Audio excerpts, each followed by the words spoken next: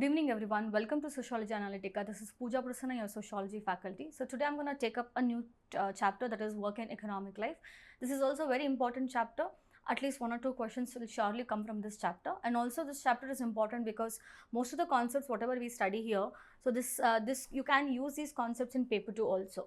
So many times there will be interlinkage of paper 1 to paper 2, or they may ask this concept in paper 2 also. Anything can happen. So let's start with the question, that is an account of the scientific management of organization of the work. So this is a 15 marker question. Okay, it's actually a simple straightforward question.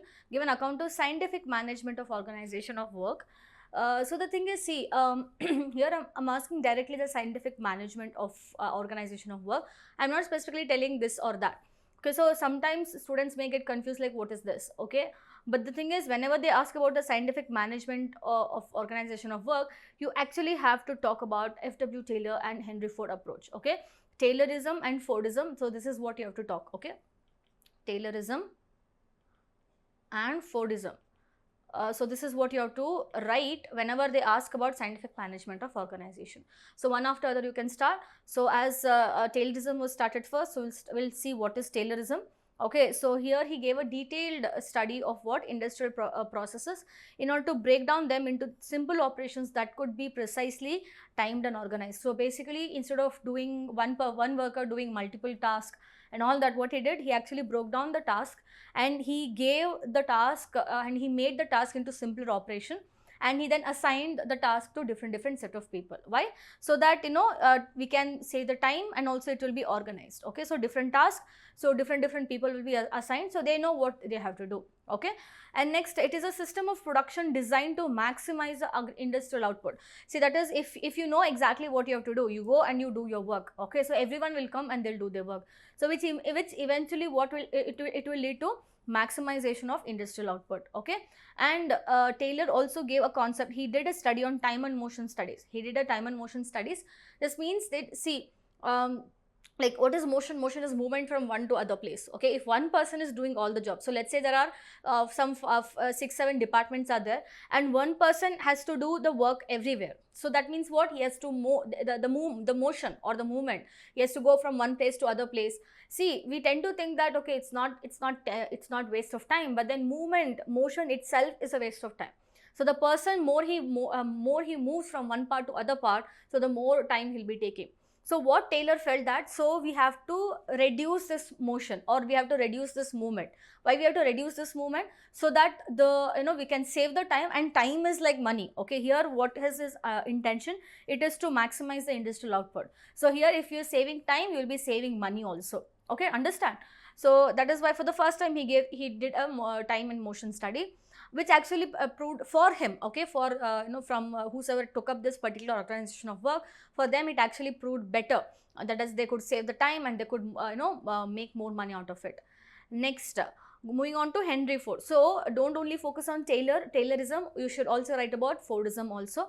So obviously Fordism, he appropriated the principles of Taylorism, whatever whatever Taylor had given on how the industrial process should take place. Almost same Ford also took into account, but he added further few things. The important thing what he added is assembly line industries. Okay, that is one after other. Okay, assembly line industries, one person will be doing this work, and after finishing of this work, the product will move to the other person. He will do this work and the product will move to the other person. So basically you would be specialized in one work. You would be doing only that work. You will not do any other work.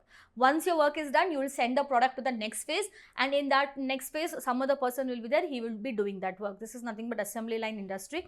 Okay, so he introduced assembly line industry in all of his car manufacturing units, and he also, what he said, that each worker should be assigned specialized task, as I said now. Okay, next, he also believed that, see, industrial goal is to go for mass production. No doubt industries can go for mass production, but then we also need mass market. If people are not there to buy those products, then the product is going to go waste, isn't it? So what he felt is that people need to have enough money to buy the products. But then during that time period, people did not have enough money to buy the product. So what he felt that if people can buy his Ford cars, that means everywhere they will be seeing the Ford cars, then that means others will also feel that we should also buy the car, isn't it? So that is how the market works. So what he did, he unilaterally raised the wages. He felt that, See, if you give less wage to the workers, then the workers will not be able to, they'll not have enough savings to buy the product. If you raise the wage of the workers will use for their day-to-day routine, and also they will have enough savings to buy the product. So that is why he raised the wages. And then he also made sure that the firms made a long-term commitment to the worker. It is previous to that, they used to have a very short-term employment. That is, suppose 6 months or 1 month they used to employ you for a very less number of time. But then he understood that this is not, it's not feasible. If workers are there for a longer time, then he felt that no more as such, whenever you have to hire a new person, then that means you would be investing a lot on all those processes, isn't it? So that is why he made a long-term commitment to the worker.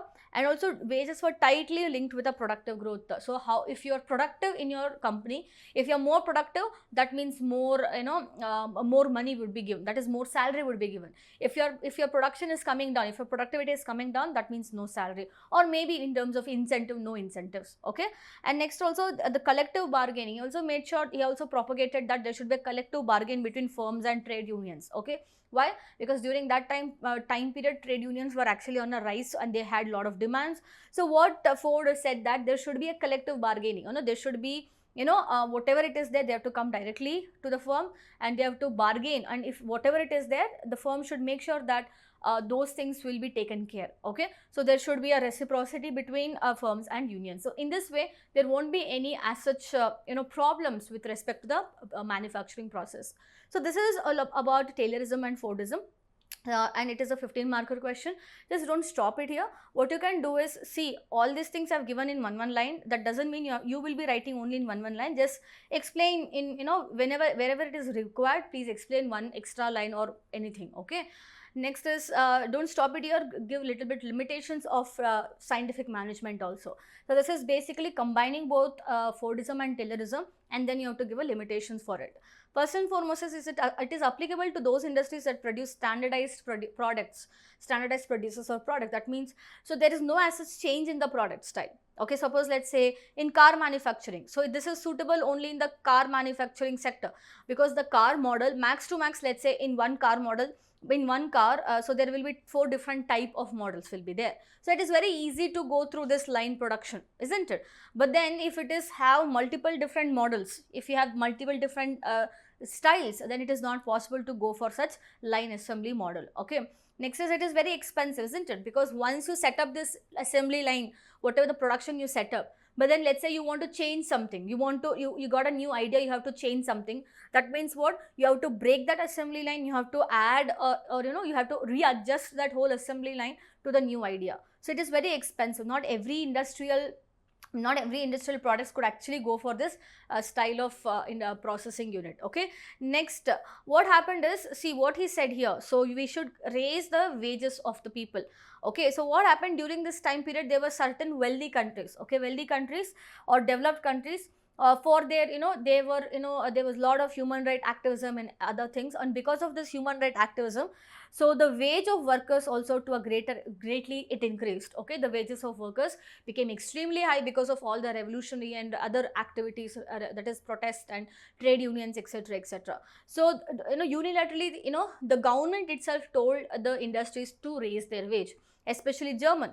Okay, Germany is known for car manufacturing units, but then the workers in the government of German, they told that workers should be paid extremely high. So what happened? So this actually became laws for these industries. So what happened? So these industries started to search for the cheap labor. Okay, that is why if you see now Japan became a new car manufacturing sector. Why is that? Because as German was becoming extremely costly, not in terms of resources but in terms of labor. Okay, as the labor was becoming extremely extremely costly, so that is why they went in search for a cheap labor. Okay. Next is the low trust system. Low trust system in this system itself, because of this Taylorism and Fordism, they also went for what? Surveillance of, they also took this surveillance system. What is surveillance system? That is, see here, the wage are tightly linked with what? Productive growth. Okay, if you are more productive, that means you would be given more salary or more incentive. Suppose let's say you are coming to the factory but you are not working, you are just wasting the time. that means you will not be getting more incentives, or maybe you will not be getting the salary. So in order to monitor this, what did they do? They took up various surveillance system, different type of surveillance system. So that means all the time 24/7, whenever they are in this factory, everyone will be actually everyone will be checked, everyone will, maybe the senior managers would be always having an eye on them. So this actually led to what? Low trust among the employees. Okay, so these are some of the limitations of scientific management. So this is actually pretty simple question. The thing is, many of the students may not have studied Taylorism and Fordism as scientific management, but then if anytime if it comes, so it is always about Taylorism and Fordism. Okay, in case if you have any further doubts, please drop your queries in the comment section. I'll see you all tomorrow with one more questions of work and economic life. Thank you so much.